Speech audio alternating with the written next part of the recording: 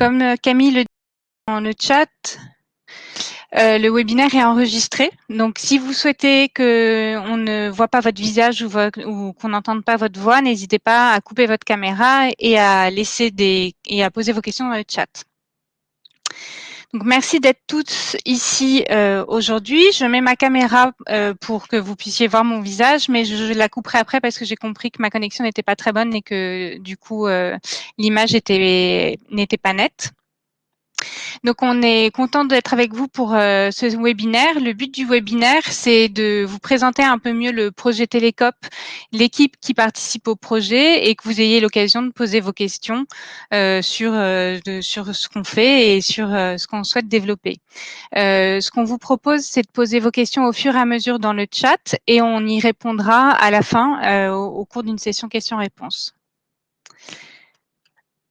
Donc, hop, je me présente. Je suis Perrine Hutin. Je suis la responsable administrative et financière de Télécope. J'ai rejoint le projet il y a un peu plus de 6 mois, au mois de novembre, au moment où on lançait l'offre, le premier forfait. Je m'occupe en plus un petit peu de l'approvisionnement avec Pierre, que vous connaissez peut-être, et de la gestion du sociétariat.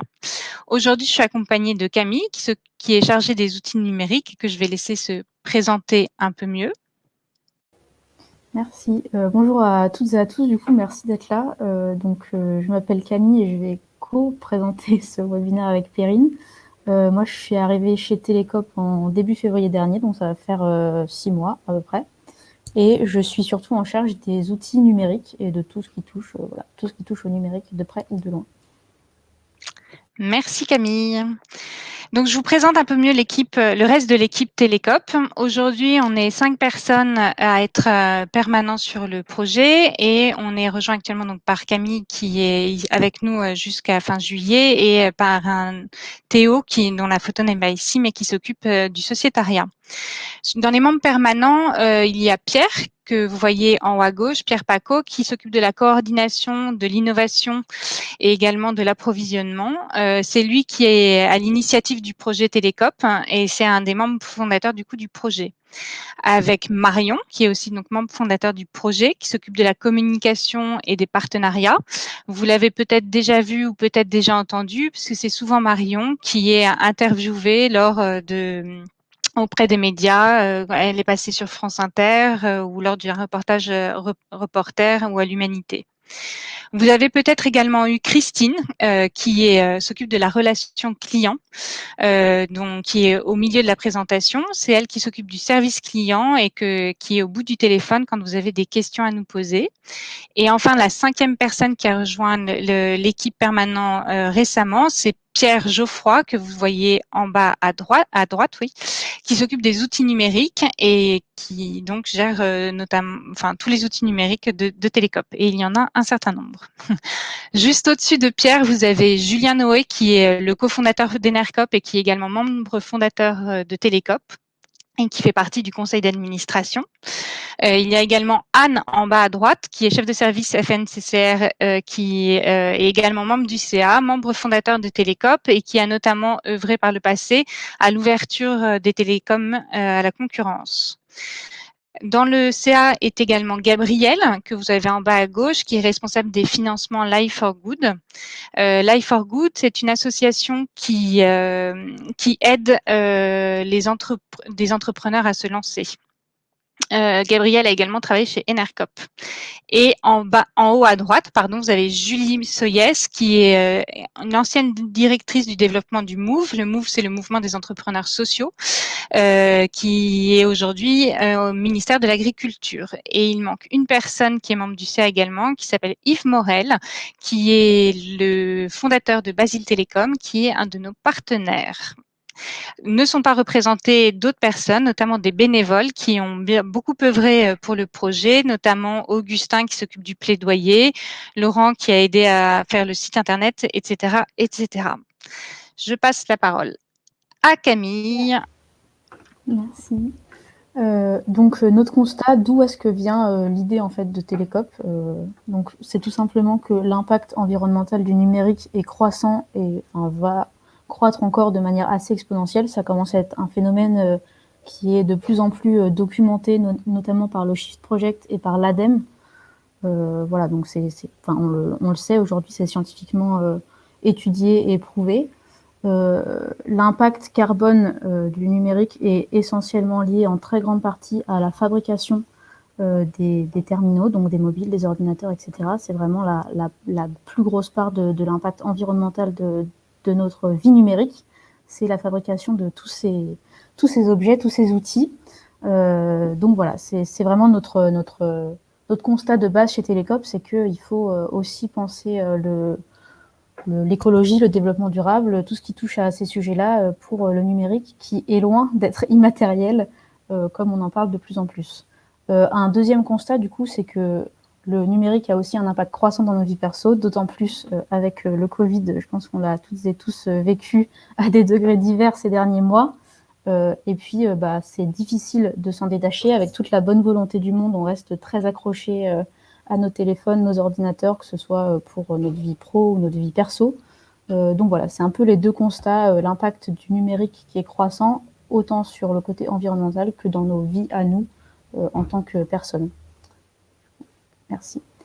Donc voilà, donc à partir de là, les télécoms sont un secteur à réinventer pour un peu s'adapter à tous ces enjeux de plus en plus importants et urgents.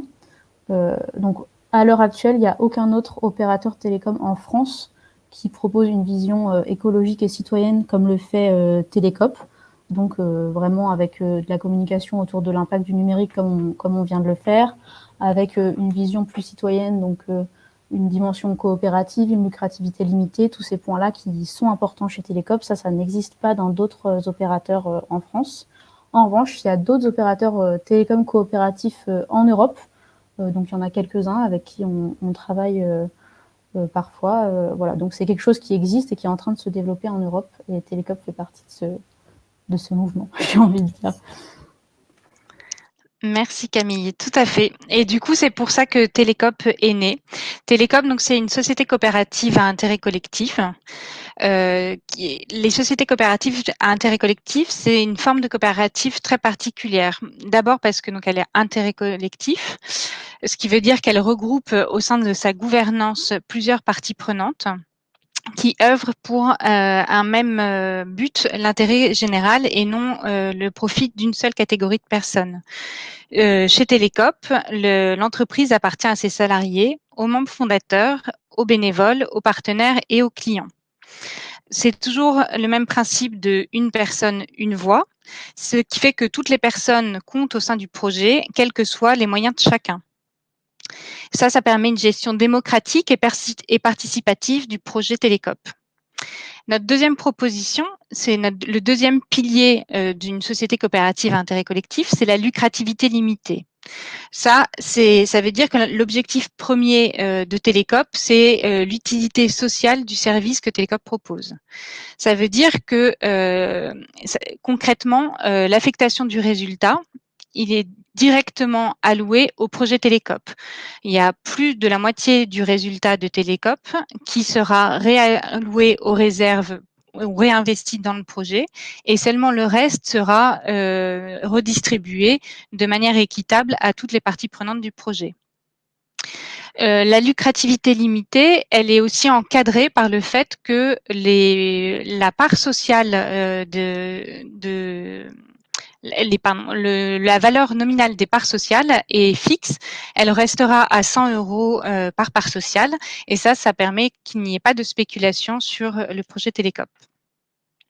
Un troisième pilier du projet, c'est l'innovation écologique. Pour nous, elle passe par la promotion d'un usage responsable et écologique du numérique. Par exemple, c'est avec la remise en cause du tout illimité. C'est important parce que cette remise en cause, elle permet de se rendre compte que le numérique n'est pas une ressource infinie, comme disait Camille, mais c'est bien une ressource finie qu'il faut apprendre à préserver comme un bien commun. l'innovation écologique chez Télécope, elle passe aussi par le fait que notre modèle économique, contrairement aux autres opérateurs télécoms, ne repose pas sur le fait qu'il faille renouveler régulièrement le téléphone portable. C'est important parce que, comme l'a dit Camille encore une fois, l'impact du matériel est très significatif. Et donc, nous, on pousse plutôt pour un allongement de la durée de vie du matériel. Enfin, le fait que Télécope soit une SIC, ça confère également une gestion éthique et humaine du projet. La gouvernance partagée déjà permet un juste partage des richesses et de la valeur qui sera créée par Télécope auprès de toutes les parties prenantes du projet. Les salariés participent à la construction et à la stratégie de la structure. Il y a également une limitation des écarts de salaire qui est prévue, qui sera d'environ 1 à 5 chez Télécope, et une attention particulière qui est portée à l'égalité femmes-hommes. La gestion éthique et humaine, elle passe évidemment également par la gestion des abonnés Télécope, en premier lieu par un accompagnement humain du service client. Vous avez vu le visage de Christine tout à l'heure, mais elle est également sur notre site internet. Donc, on souhaite vraiment que il y ait une incarnation humaine de notre service client. Et encore un autre exemple de ça, c'est que quand vous parlez sur le chat, sur le site internet, vous avez une vraie personne en face. Christine ou de temps en temps Camille, d'ailleurs. Alors, notre proposition, elle passe aujourd'hui par d'abord une offre de téléphonie mobile. Pourquoi? Parce que aujourd'hui, le téléphone portable, c'est un outil qui est indispensable dans nos vies. En moyenne, par mois, on passe 50 heures devant notre téléphone portable. Plus de la moitié d'entre nous se connectent à Internet via le téléphone mobile. Donc, on considère chez les télécoms que la porte d'entrée vers le numérique, c'est vraiment le mobile. Pour cette raison, on a commencé en proposant un forfait téléphonique qui reprend donc la facturation à la consommation de données. C'est important pour mettre fin justement au tout illimité dont on parlait tout à l'heure. Et c'est également important parce que la consommation de données, elle a un impact énergétique qui n'est pas neutre, même si c'est pas l'impact environnemental le plus fort dans le mobile. C'est un impact qui est significatif puisque 1 giga qui est consommé en 4G, c'est 10 à 20 fois plus énergivore que 1 giga qui est consommé en Wi-Fi. Donc, c'est une première manière d'alerter les consommateurs sur l'impact du numérique. C'est une offre engagée également parce que Télécope, c'est une coopérative qui est basée en France. C'est une coopérative qui est créatrice d'emplois avec un service client qui restera en France. Et ça, c'est important pour accompagner nos bénéficiaires à reprendre en main leur vie numérique. C'est aussi une offre engagée parce qu'elle donne la possibilité aux clients de s'engager au sein du projet pour se réapproprier toujours leur vie numérique. Notre deuxième pilier de notre proposition, c'est de lutter contre l'obsolescence programmée du matériel, donc, puisque en moyenne, en France, on change de téléphone portable tous les 2 ans, alors que dans 88% des cas, le matériel fonctionne encore. Donc, nous avons choisi de plutôt inciter à réparer plutôt que de remplacer. Pour cette raison, il y a une nouvelle page sur notre site internet depuis la semaine dernière qui s'appelle Garder son mobile, qui donne des astuces, qui donne des idées pour entretenir mieux son mobile, réparer son mobile ou qui explique comment minimiser l'impact de son mobile si jamais on doit changer de mobile. Enfin, la lutte contre l'obsolescence programmée, elle passe aussi pour nous par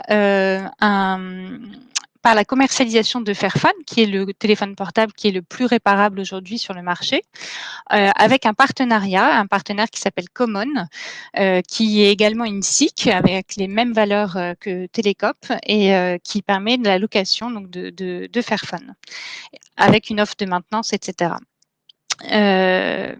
Ensuite, le troisième pilier donc, de notre proposition, c'est la sobriété numérique. Elle passe donc évidemment en premier lieu par l'accompagnement du service client l'accompagnement des usagers par le service client pour la sobriété numérique, donc les aider à reprendre en main leur vie numérique, à se réapproprier leurs usages, etc. Ensuite, on souhaite donc construire des outils qui permettent de mesurer notre impact numérique d'un point de vue individuel, parce qu'aujourd'hui, on commence, comme disait Camille, à avoir des études, notamment du Shift Project, etc., de l'ADEME, sur l'impact du numérique en général, mais il est très difficile d'avoir des données sur l'impact à titre individuel. Donc, on est en train de construire un tableau de bord de la vie numérique qui reprendra plusieurs critères comme l'âge de notre téléphone portable, le temps passé sur notre écran, le nombre d'heures d'appels, etc., qui nous permettra de un peu mieux appréhender notre impact individuel à tous. Enfin, la sobriété numérique chez Télécope, elle passe également par une prise de position au service donc d'une transition écologique et responsable au sein du secteur du numérique. Ça se fait par le biais d'un livret plaidoyer qui a été également publié sur notre site internet et également par la participation à des consultations des autorités de régulation comme l'ARCEP. On a dernièrement participé à la plateforme pour un numérique soutenable dont un petit fascicule est sorti après par l'ARCEP pour aider les autorités de régulation à promouvoir cette sobriété numérique. Et enfin, un quatrième pilier qui n'existe pas encore mais qui est en cours de construction, ce sera une offre de box Internet qui sortira l'année prochaine.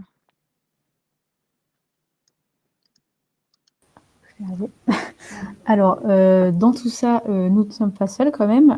On a beaucoup de copains avec 2 O, donc des partenaires d'autres coopératives avec qui on travaille, notamment les licornes avec 2 O encore une fois, qui est simplement un réseau d'autres coopératives qui cherchent et qui proposent des alternatives au service de la transition écologique et solidaire, donc un peu à contre-pied de tout ce que nous proposent les grands acteurs économiques aujourd'hui qu'on connaît aujourd'hui, pardon.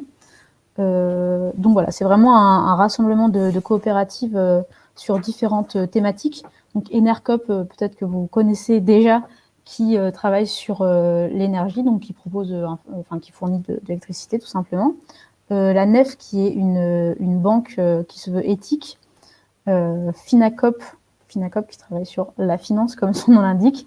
Label Emmaüs, que vous connaissez aussi peut-être déjà, donc qui travaille sur l'insertion des personnes en difficulté simplement et qui travaille beaucoup sur le marché de l'occasion, du réutilisable, etc., pour un peu réduire notre empreinte vis-à-vis de la consommation du neuf.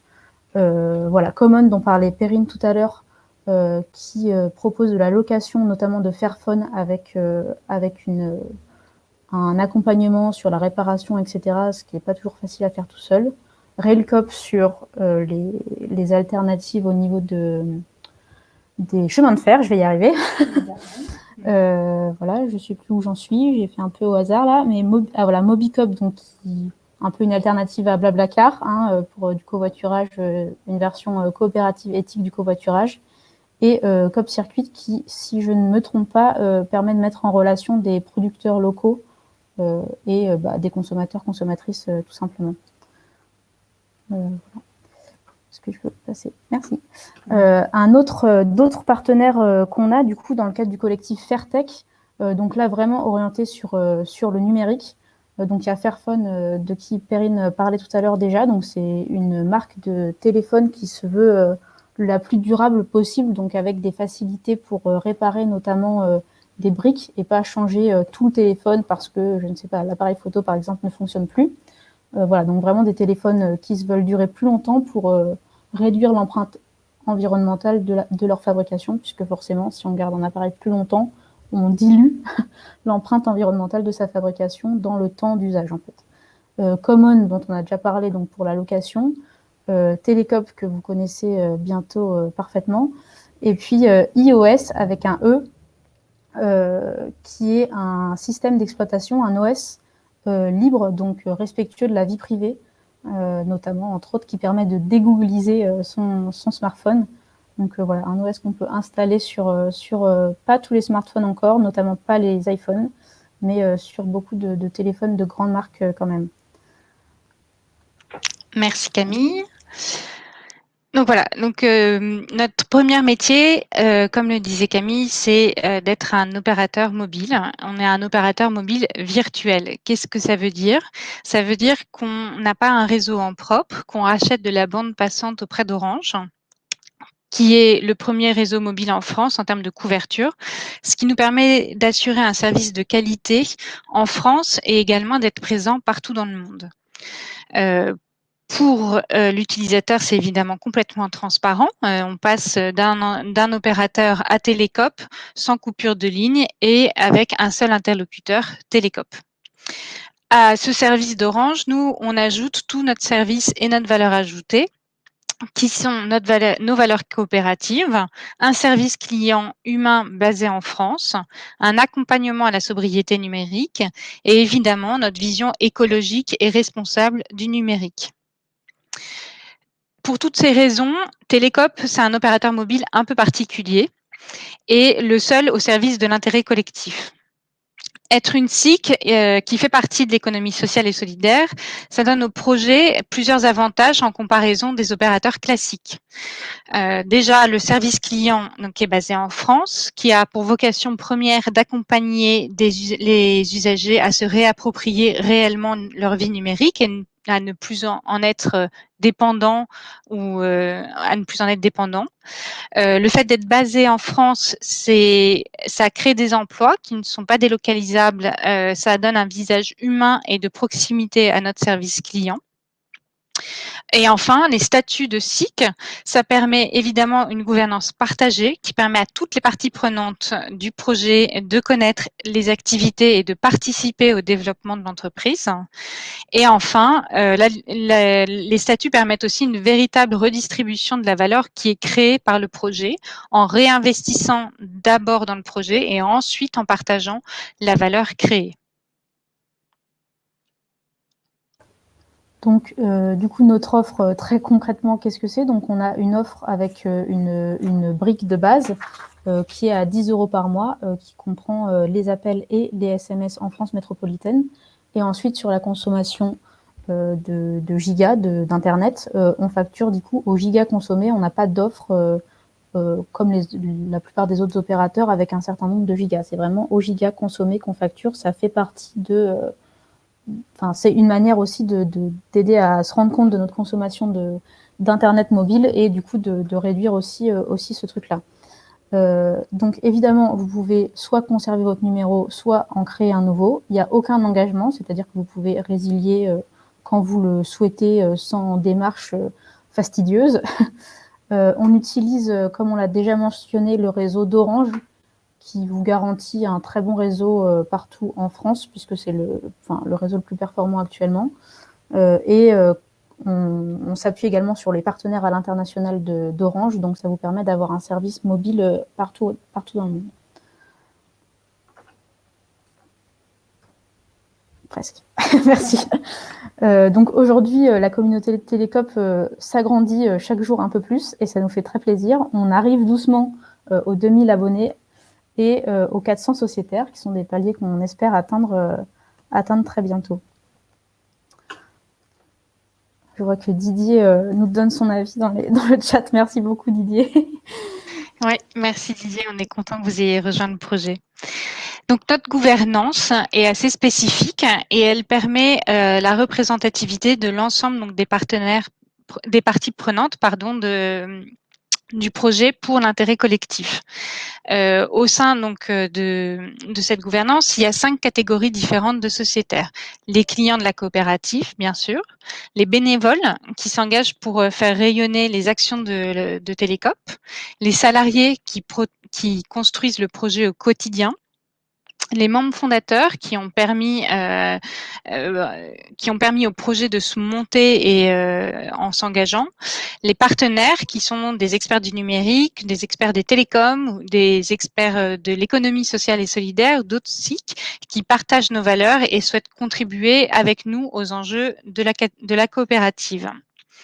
Au sein de ces catégories, chaque catégorie est autonome et fonctionne par cercle de concertation. Et chaque catégorie éliera un représentant qui pourra proposer des résolutions au sein du conseil d'administration. Donc, ma vie de sociétaire. Déjà, pourquoi devenir sociétaire de Télécope? Parce que ça permet de construire un opérateur mobile qui vous ressemble, qui ressemble à vos usages et qui de ne plus vous sentir de vous réapproprier votre vie numérique, de ne plus vous sentir déposséder votre vie numérique, parce que ça vous permet aussi de contribuer financièrement au développement d'un projet, parce que ça vous permet de donner du sens à votre épargne et contribuer au développement d'emplois durables et non délocalisables, et enfin parce que ça vous permet de rejoindre une communauté engagée pour la transition écologique.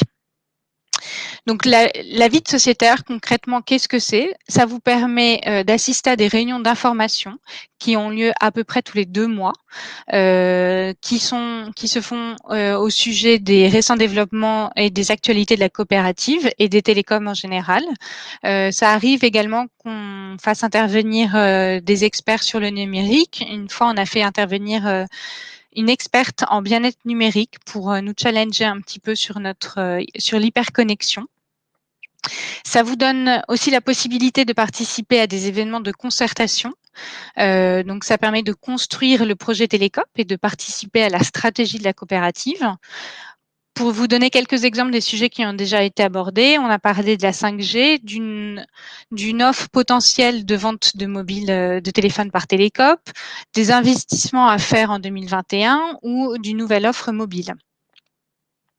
Voilà, donc ce sont des propositions. Vous pouvez également vous engager au sein du projet en tant que bénévole et pour développer du contenu, nous aider à animer des événements. Je pense que c'est Didier qui nous a aidés au Festival de Londres de COP qui a eu lieu fin juin. Et voilà, il y a plein de manières de s'engager au sein de Télécope. Voilà pour la présentation du projet et des personnes qui font vivre ce projet. J'espère qu'on a abordé beaucoup de points. J'espère que ça a répondu à vos questions. Et en tout cas, on est disponible pour répondre aux autres.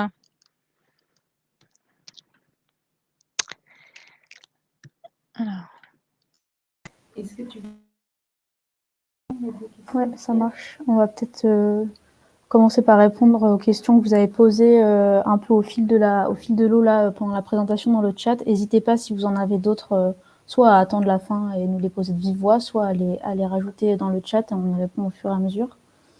C'est bon, Perrine, feu. Alors, on a 2 questions qui se rejoignent un petit peu. Je vais essayer de les merger. Donc, il y a Emmanuel et puis Christophe qui posent la question d'un abonnement petit budget, à bas prix, plus écolo, etc., avec 2 heures d'appel par mois, un nombre restreint de SMS ou pas, et par exemple 50 mégaoctets de consommation mobile. Voilà, avec un prix du coup moindre que les 10 € plus 2 € par giga qu'on propose actuellement. Oui, merci Emmanuel. C'est une très bonne question. En lançant le premier forfait, notre souhait, c'était vraiment de répondre aux usages du plus grand nombre et donc d'intégrer le plus de clients potentiels dans notre offre.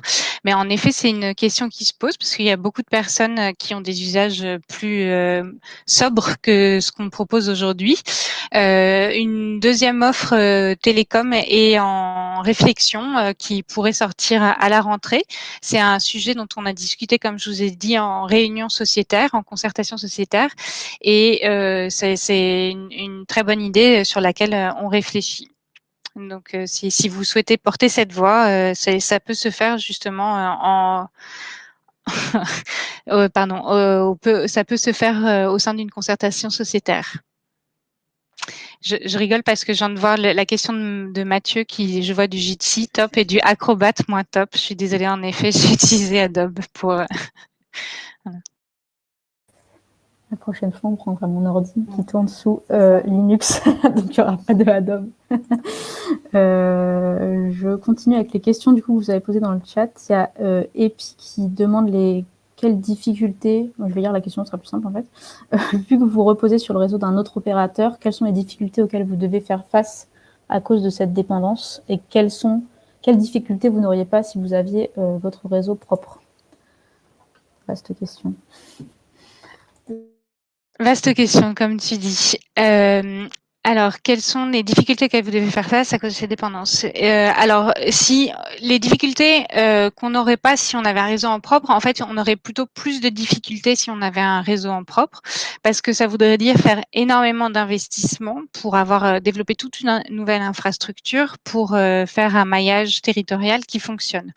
C'est évidemment extrêmement coûteux, donc ça prendrait beaucoup plus de temps au projet Télécope de se développer, mais en plus, d'un point de vue environnemental, c'est pas excellent puisque ça duplique encore une fois ces infrastructures mobiles qui sont déjà un peu trop nombreuses en France.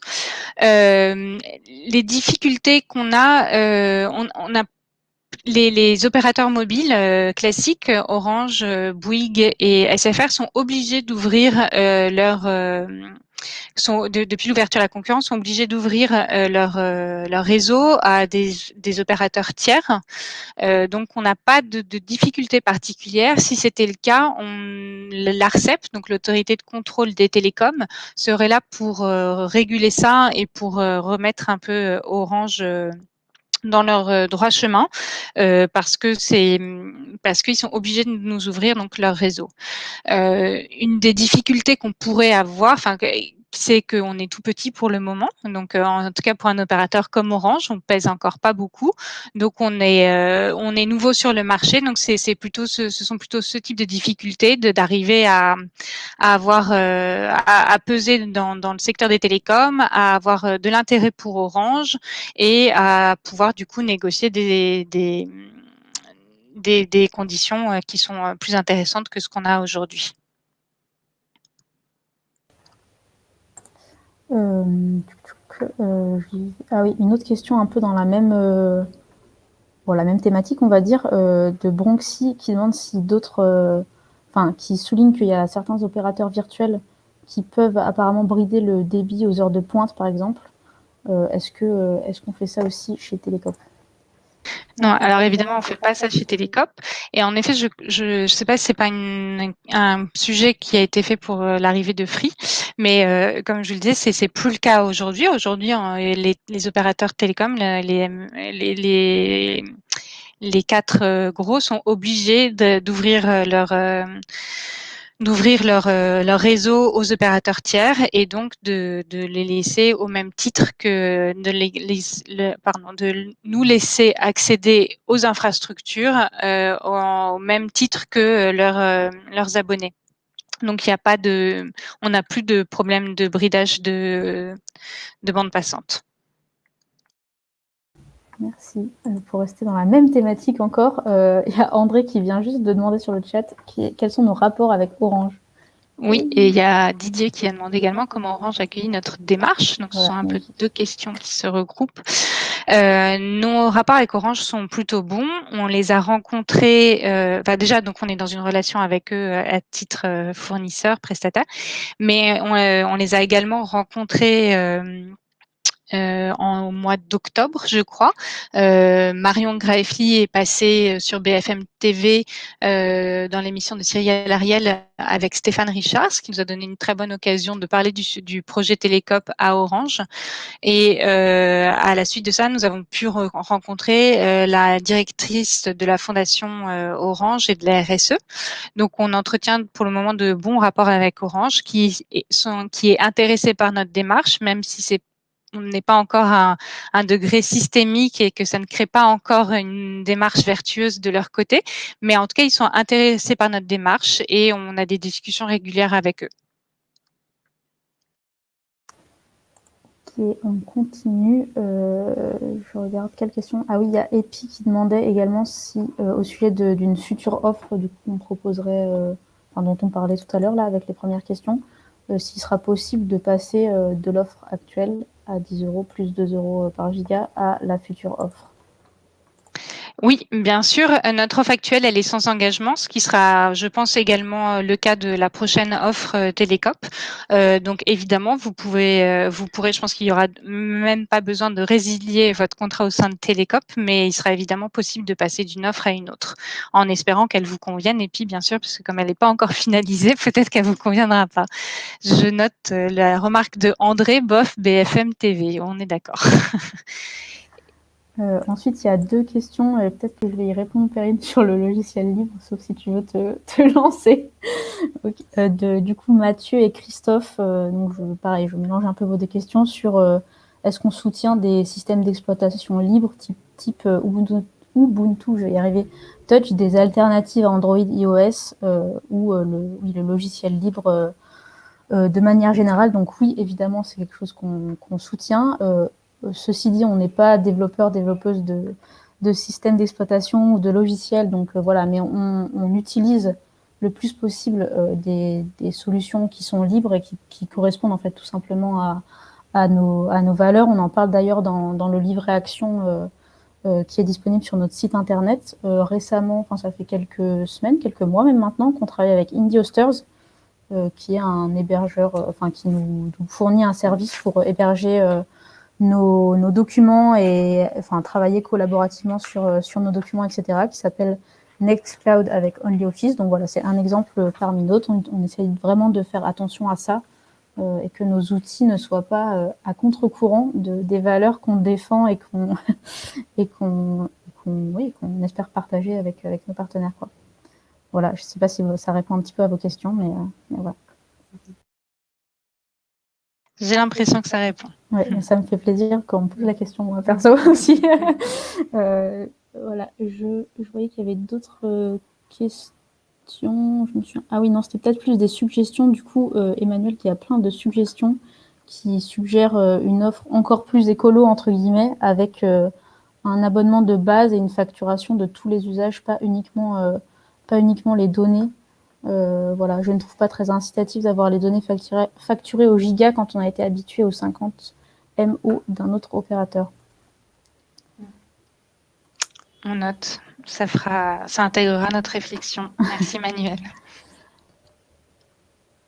Je vois une autre question de Sébastien au sujet des licornes. Quelles sont les synergies et interactions présentes entre les coopératives? J'ai peur de ne pas savoir bien répondre. Je te laisse, Perrine. Oui, bien sûr. Donc la première synergie déjà, elle vient de nos valeurs puisqu'on a des valeurs communes qui sont toutes portées par des SIC ou des valeurs coopératives. Donc ça, c'est important. Donc la première synergie, c'est une synergie en quelque sorte de plaidoyer pour arriver à faire système, créer un collectif qui permette de montrer qu'il est possible de changer de mode de consommation et qu'il est possible de se réunir, même si on n'est pas dans le même secteur, mais autour d'une vision commune pour un modèle plus durable, plus solidaire, inclusif et démocratique. Donc ça, c'est déjà la première synergie pour les licornes. Ensuite, ce sont toutes des pardon, des coopératives qui sont dans le champ du commerce, donc en B2C, vers des clients particuliers. Et donc, il peut y avoir plein d'autres synergies autour de ça. Qui sont pas encore construites et qui sont, je ne sais pas si elles sont vraiment étudiées, mais on pourrait imaginer des synergies autour d'un service client commun. Ce sont des coopératives, donc on pourrait également imaginer des synergies autour d'un espace client, un espace sociétaire commun, organiser des AG en commun, organiser des événements en commun. On a déjà fait un événement qui s'appelle l'Onde de COP fin juin, qui a été organisé par Enercop, la NEF, Mobicop et Copanam. Donc il y a plein de façons de créer un système et de proposer des alternatives tous ensemble. Il y avait une question également de Mathieu qui demandait s'il était possible de devenir membre de la coopérative sans être client. Donc bien sûr, il est possible de devenir membre, d'être sociétaire sans être client. C'est dans ce cas-là, on est sociétaire dans la catégorie bénévole et donc c'est un process qui est un processus parfaitement classique. Donc il suffit de nous envoyer un mail et on vous enverra toutes les informations pour être sociétaire. Il y a Didier qui a posé 2 fois la même question. Désolée Didier, ta question a un peu passé à la trappe dans la première vague là, sur le contenu de la future offre box, du coup en construction. Exactement. Donc le contenu, il n'est pas encore complètement défini parce que être opérateur mobile, c'est déjà un métier très spécifique, mais être opérateur d'une offre fixe, c'est encore un autre métier. Donc pour le moment, on est en phase de réflexion sur comment on aborde ce sujet.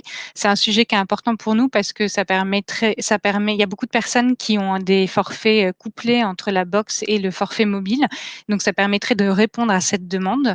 Et puis également en termes de sobriété, nous, de passer par une connexion Internet fixe, c'est important pour développer notre offre. Mais pour le moment, on est encore en phase de réflexion, donc je ne peux pas vous en dire beaucoup plus sur le contenu de la box, si ce sera de la DSL, de la fibre ou autrement. J'ai encore une super question sur le stockage de nos données. Oui, c'est pour moi, je sais. Alors, sur quel type de serveur, je suis pas sûre de bien comprendre la question.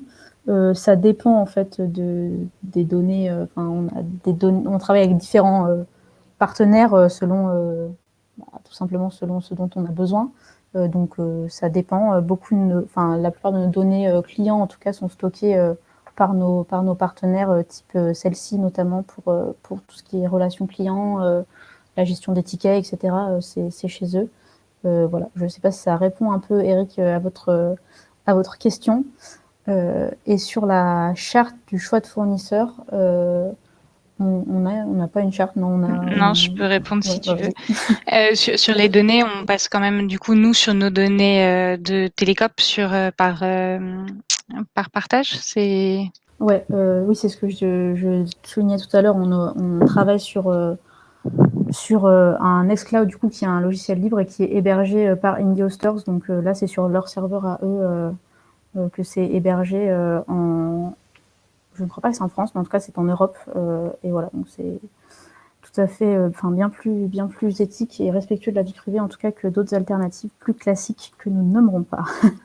Voilà, ce qu'on essaye de faire au maximum quand c'est possible, c'est de choisir ce type d'alternative. Concernant la charte fournisseur, on n'a pas encore une charte qui est écrite, mais évidemment, c'est une réflexion qui nous est chère parce que, comme vous le voyez pour les licornes, on travaille avec plein de fournisseurs potentiels. Donc, quand on peut, on fait évidemment, on demande évidemment à nos fournisseurs d'être le plus éthique possible, etc. Donc, par exemple, notre banque, c'est le Crédit Coopératif. Malheureusement, on peut pas prendre l'intégralité des services et notamment pour les prélèvements bancaires, on a dû passer par un autre type de service qui est plus flexible et par lequel il était plus simple de lancer l'offre Télécop. Donc, on espère avoir une taille suffisamment significative pour pouvoir rapatrier ce service au sein du crédit coopératif. Mais la charte n'est pas écrite, mais c'est évidemment dans notre ADN de choisir et de faire attention à nos fournisseurs. On a une super question pour toi, Perrine, je pense, de la part de Christophe, qui demande si on a atteint notre objectif en termes de nombre de clients et pour l'équilibre économique. Alors, on avait un objectif de 10 000 clients d'ici la fin de l'année, qui sera a priori pas atteint. On pense que l'acquisition s'est faite un petit peu plus lentement que ce qui était prévu au départ. Elle fonctionne quand même très bien et les premiers échos qu'on a, notamment de nos partenaires télécoms, c'est que le projet se développe bien. Donc, on est content de ça. On aura probablement pour l'équilibre économique, il il sera atteint plutôt avec un nombre de clients autour de 10 000 clients, donc pas d'ici la fin de l'année. Mais ça aussi, c'est assez difficile de définir l'équilibre économique. Ça dépend non seulement évidemment de vos revenus, donc du nombre de clients, mais également des charges qu'on met en face. Et donc, si par exemple, on développe une nouvelle offre pour la box, on va devoir faire de nouveaux investissements et cette partie-là, du coup, ça mettra, voilà. Donc l'offre mobile, pardon, participera à l'investissement du développement de l'offre box. Donc il n'est pas sûr du tout que même en atteignant 10 000 clients, si on réalise bien les autres projets à côté, on atteigne l'équilibre économique de la structure dans sa globalité. Merci. On a encore d'autres questions. Je suis désolée, c'est que des questions pour toi. Norbert qui demande si Orange fait évoluer ses tarifs en fonction du nombre d'abonnés de Télécope. Ça serait bien, ça. Alors, on a également un partenaire qui s'appelle Basile Télécom, que certains d'entre vous connaissent peut-être parce que c'est vraiment eux qui nous ont permis de nous lancer rapidement et de nous brancher au système Orange rapidement. Et donc, toutes ces discussions-là, elles se font également avec Basile Télécom, notre partenaire. Et donc, l'évolution des tarifs de Télécop, ça dépend de plein de facteurs, en effet du nombre de clients de Télécop, mais aussi de celui de notre partenaire et aussi en fonction, non pas trop en fonction des données voix et SMS. Si ça, pardon, excuse-moi, je reviens sur ce que je dis parce que ils ont ces données-là, en fait, elles changent pas par rapport à la consommation que nos abonnés ont, mais l'évolution du secteur. Donc l'évolution du secteur, si par exemple le prix de la data baisse, on va aussi en profiter comme ça. Donc c'est ce système de grille tarifaire. J'espère que j'ai répondu à votre question, Norbert. Ça ne s'arrête plus. J'en étais où? Il y a Eric qui avait une autre question que je ne retrouve pas sur la gouvernance. Ah oui, elle est là. Pouvez-vous développer l'aspect gouvernance en allant jusqu'à la manière où une décision est validée? Bien sûr. Alors, les décisions, elles sont validées par le conseil d'administration. Donc, l'équipe de salariés en place émet des propositions.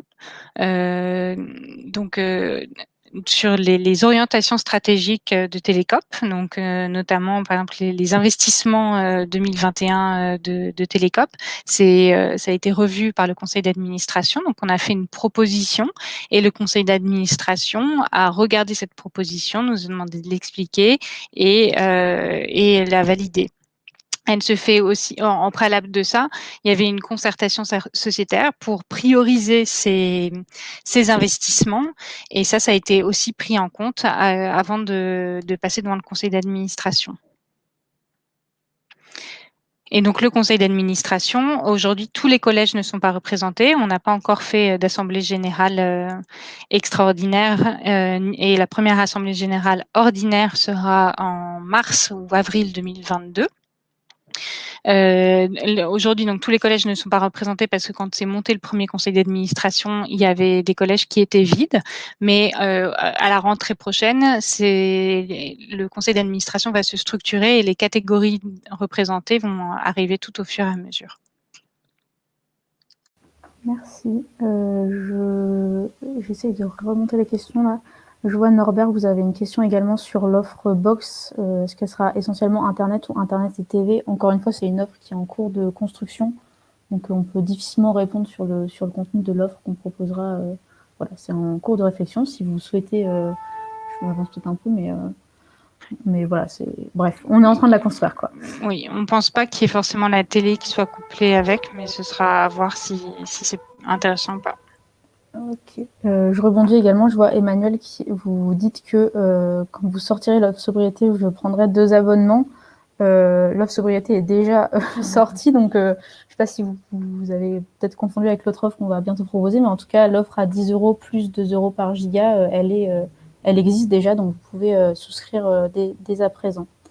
Et pour vous répondre un peu sur les 24 €, même si c'était pas vraiment une question, mais c'est quand même un sujet qui revient assez régulièrement au cours des webinaires ou dans nos discussions avec les différentes personnes qui s'intéressent à Télécope. Oui, ça semble plus cher que d'autres opérateurs, mais au final, pas tant que ça. On est vraiment sur les mêmes tarifs moyens. Si on prend les paniers moyens pour chaque opérateur, Télécope est aligné avec les opérateurs plus classiques qu'on connaît un peu mieux. Alors oui, effectivement, on ne propose pas d'offres à 4 ou 5 euros, mais faut se dire aussi que si on paye aussi peu cher, c'est pareil dans tous les secteurs, hein. Ça veut dire que le prix est payé ailleurs, voilà, par exemple par les personnes du service client. Donc on propose quand même un service client, comme Perrine le soulignait, en France, et enfin qu'on veut proche et à l'écoute en tout cas de nos abonnés. Donc évidemment, ça a un coût. Les outils numériques libres où on n'exploite pas, on revend pas vos données personnelles, etc., ça a également un coût, puisque comme on ne vend pas votre donnée, il faut trouver de l'argent ailleurs. Hein. Enfin, malheureusement, j'en sais rien, mais voilà, c'est vraiment un. Enfin, quand on paye moins cher, le bénéfice est pris ailleurs, donc ça explique aussi. Mais en tous les cas, on est aligné au panier moyen des autres opérateurs. Euh, Ça n'arrête pas de défiler. Je ne sais pas si Perrine, tu veux Oui, alors du compléter coup, ce que je j'ai viens de vu dire. plusieurs questions sur l'étranger. Donc, il y a Mathieu qui vient de demander si on peut utiliser le forfait data depuis l'étranger. Et Sébastien qui nous a demandé si on avait des partenaires télécoms à l'étranger. Donc évidemment, l'offre fonctionne à l'étranger puisque comme on passe sur le réseau Orange, ça nous permet d'avoir accès à l'intégralité des partenaires d'Orange à l'international. Donc tous les services fonctionnent à l'international comme en France avec les partenaires donc d'Orange. Quelqu'un qui demandait si Orange était sociétaire. Pas à ma Non, pas connaissance. Ouais. encore, mais il pourrait être sociétaire la catégorie partenaire s'il se sentait aligné avec nos valeurs et souhaitait contribuer d'une autre manière au projet. J'avais vu une autre question. Ouais, une personne, Jean-Christian, qui demande s'il est possible de coopérer avec nous en venant apprendre auprès de vous, pardon, pour mettre en place un réseau semblable au Cameroun. Trop bien. Ce sera avec plaisir, Jean-Christian, parce que la coopération, c'est vraiment dans notre ADN. Donc, on serait très content de vous aider à monter une offre similaire en Afrique et de vous indiquer comment est-ce qu'on a fait pour la monter en France. Ce sera avec grand plaisir. N'hésitez pas à nous envoyer un mail à contact@telecop.fr. Génial. Il y a Eric qui n'a pas eu sa réponse sur la gouvernance Excusez-moi. et qui demande Ah, bah, comment sont votés les trucs en fait au CA. Et Mathieu, je vois votre question sur l'usage à l'international. Je vais vous envoyer dans le chat un petit lien avec le détail des tarifs, parce que là, les détailler comme ça en parlant serait un peu long, mais je vous envoie le lien tout de suite. Alors, le CA se réunit, il y a en effet 5 catégories. Ce que je vous disais, c'est qu'aujourd'hui, toutes les catégories ne sont pas représentées dans le conseil d'administration, parce que quand le premier conseil d'administration s'est monté, il y a des catégories qui étaient vides. Donc c'est quelque chose, maintenant que les catégories se sont plus développées, on va pouvoir élire des représentants dans toutes les catégories. Donc ça se fera à partir de la rentrée, en vue de l'AG, de la première assemblée générale qui sera en mars ou avril 2022. Et est-ce que c'est à l'unanimité, la majorité ou le consensus? Les 5 catégories, pour le moment, sont pari passu. Ça veut dire qu'elles ont exactement le même droit de vote. Donc, que vous soyez client, partenaire ou salarié, vous avez le même. Il n'y a pas de poids des catégories. Est-ce que c'est à l'unanimité, la majorité et le consensus? Aujourd'hui, dans le règlement, je ne crois pas que ce soit quelque chose de formellement défini, mais ce sera en effet quelque chose à définir à la rentrée. Aujourd'hui, ça se fait plutôt dans le consensus, donc plutôt à la majorité.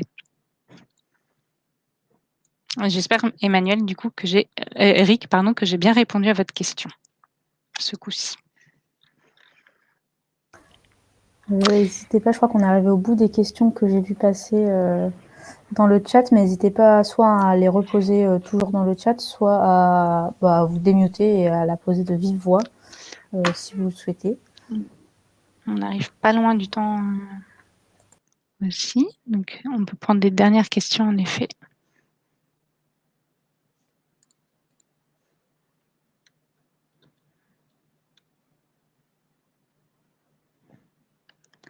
Bon, bah, écoutez, merci beaucoup à tous de votre présence. C'était très agréable de partager ce moment avec vous et pardon, je lis les commentaires en même temps. C'était très sympathique de partager ce moment avec vous et on espère vous retrouver nombreux dans dans des prochains webinaires ou auprès de festivals cet été. On participe à différents festivals au cours de l'été. Merci beaucoup à vous et à bientôt. Au revoir, merci.